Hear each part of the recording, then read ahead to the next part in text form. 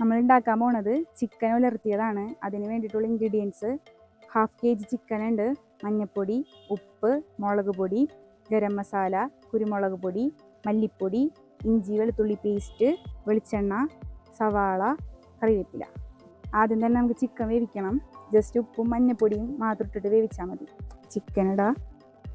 കുറച്ച് ഉപ്പ്, കുറച്ച് മഞ്ഞൾപ്പൊടി, ഒരു ലേശം മതിയാവും. പിന്നെ കുറച്ച് വെള്ളം കുറച്ച് മതി.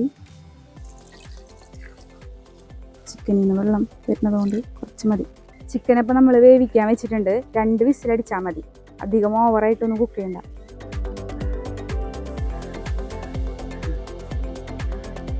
ചിക്കൻ കുക്കറിൽ 2 വിസിൽ വെച്ച് വേവിച്ച് വെച്ചിട്ടുണ്ട്. ഇനി ഇത് മാറ്റി വെച്ചിട്ട് ഇതിനൊക്കെയുള്ള മസാല സെറ്റ് ചെയ്യാം. ചട്ടി ചൂടായിട്ടുണ്ട്. ഇനി വെളിച്ചെണ്ണ ഒഴിക്കാം.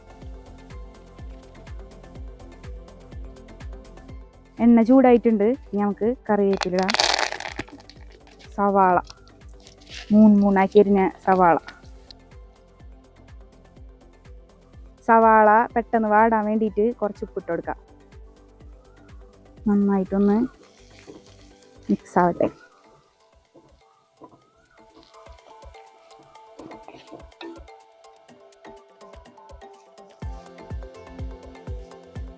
സവാള ഒന്ന് ചെറുതായിട്ട് വാടിയിട്ടുണ്ട്. അപ്പം നമുക്ക് ഇതിനകത്തേക്ക് ഇഞ്ചി വെളുത്തുള്ളി പേസ്റ്റ് ഇടാം.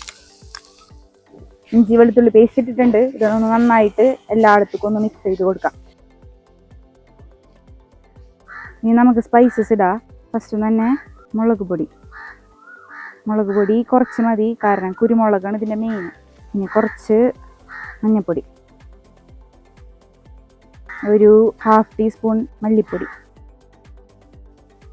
1/2 ടീസ്പൂൺ ഗരം മസാല. ഇനി നന്നായിട്ട് ഈ സവാളയും മസാലയും നന്നായിട്ട് മിക്സ് ആക്കാം. അപ്പം തന്നെ ഒരു നല്ല സ്മെല്ല് വരും.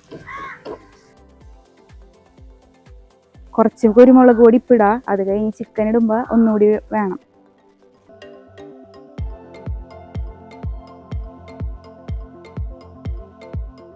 ഇനി നമുക്ക് നേരത്തെ വേവിച്ച് വെച്ചിട്ടുള്ള ചിക്കൻ ഇതിലേക്ക് ഇടാം. വെള്ളം അധികം വേണ്ട, കാരണം നമ്മളിത് ഡ്രൈ ആക്കി എടുക്കുന്നതാണ്. അപ്പോൾ അധികം വെള്ളമില്ലാണ്ട് വേണം ഇതിനകത്തിടാൻ.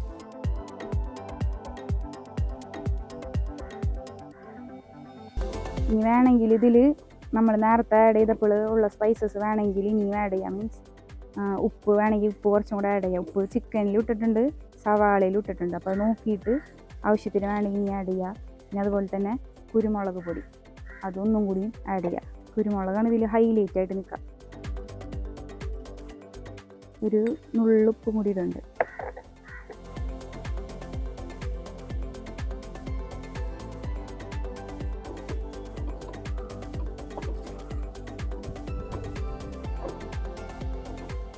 നമ്മുടെ ചിക്കൻ ഉലർത്തിയത് ഇവിടെ റെഡി ആയിട്ടുണ്ട്. ലാസ്റ്റായിട്ട് കുറച്ച് കറിവേപ്പിലയും കൂടി ഇട്ടിട്ട് നമുക്കിത് സെർവ് ചെയ്യാം.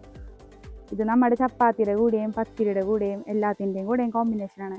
എന്നാലും കുറച്ചും കൂടെ ടേസ്റ്റ് പൊറോട്ടയുടെ ഒപ്പം ആയിരിക്കും.